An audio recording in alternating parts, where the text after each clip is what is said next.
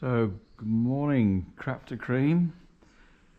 Here we are on a bright and sunny Sunday morning. Everything appears to be okay. I'm now put the prop shaft on.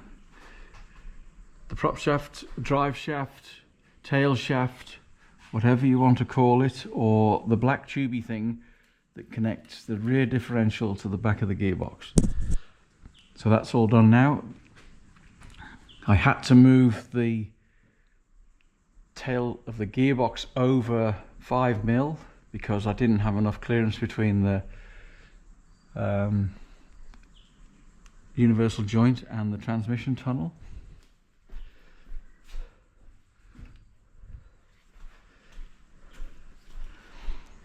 They reckon that you should have between 5 and 8mm, so now I've got just over 10, so that's all squared away now. This has been all retightened up.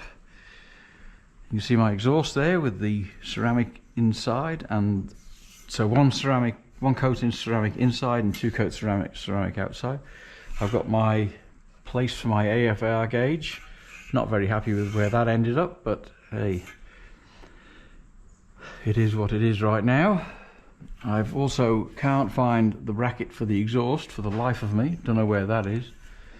It's somewhere around. Just got to go searching. I think that's all I've done.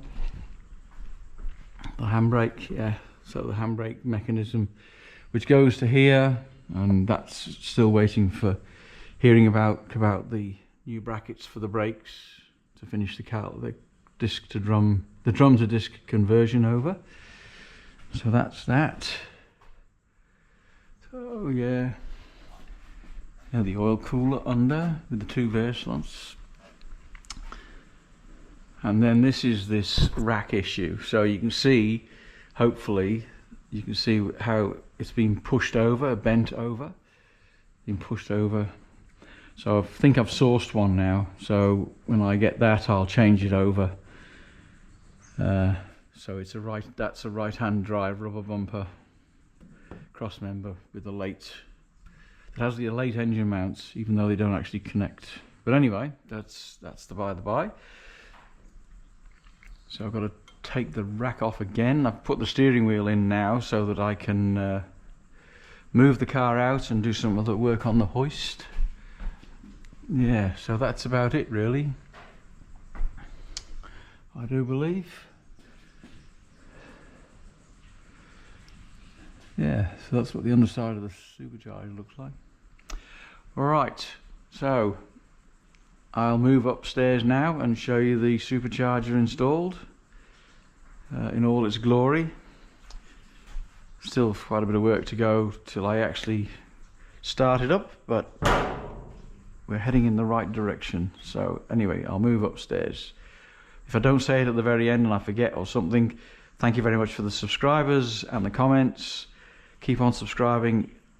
I'll try and make it worth your while by keeping you up to date with where we are with progress. Alright, so I'll move upstairs now. I'll drop the hoist down. I won't put you through the pain of watching the car drop on a hoist. I'll be back in a minute. So here I am back again so soon. So you've seen what's going on underneath. So this is what's going on top. So as you can see now, the supercharger is in place. Lots of little bits and pieces been going on here. I've got to talk to the gentleman who sold me the units to find out what these two, but these are on the pressure side of the manifold, being a supercharger, so I'm assuming they go to the boost gauge. There's some pipes here, connections here, which I'm assuming is a charge cooler as shown on another. Now I haven't taken the charge cooler option, so there's one on this side and one on the other side, and I'm going to assume I put like a bypass hose on there and clamp that up. The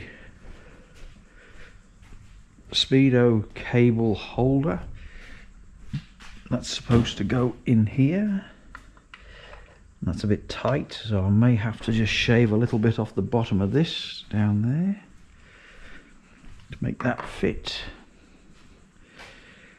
And the other issue I had, right, is so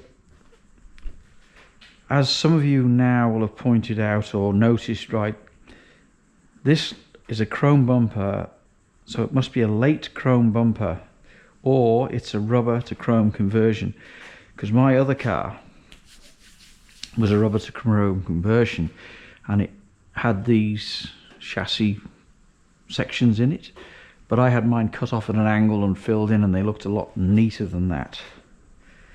So same, but these are chrome wings because they haven't had the patches put in behind the indicators. The coil cooler is below the valance, the front valance, so it's getting air from underneath through the two vents in the front valance. And then I had the problem with the oil cooler pipes. So the long one to the back fitted perfectly. From this side to that side, that was fine. And then this one, after I put the oil filter housing on, the new oil filter housing that holds the cartridge, after I put that on, it was too short. So I found a thermostat in my drawer in the shed, just like everybody has, one of those sitting in the garage just waiting to be used. So I put that in, and that gave me the extra ½ inch that was required to make that fitting good there. So now that's all in place, and I've got a thermostat in there. I'm not too sure how you go when the engine starts up first, and because the oil will circulate around the loop until it heats up, and then this transfers, but this has got no oil in it apart from the oil I managed to get in, emptying it into the pipes from above, but it's still got an air gap in it. So I'm not sure how that goes when it suddenly, if it suddenly changes direction. I hope it doesn't start the engine with oil, but anyway,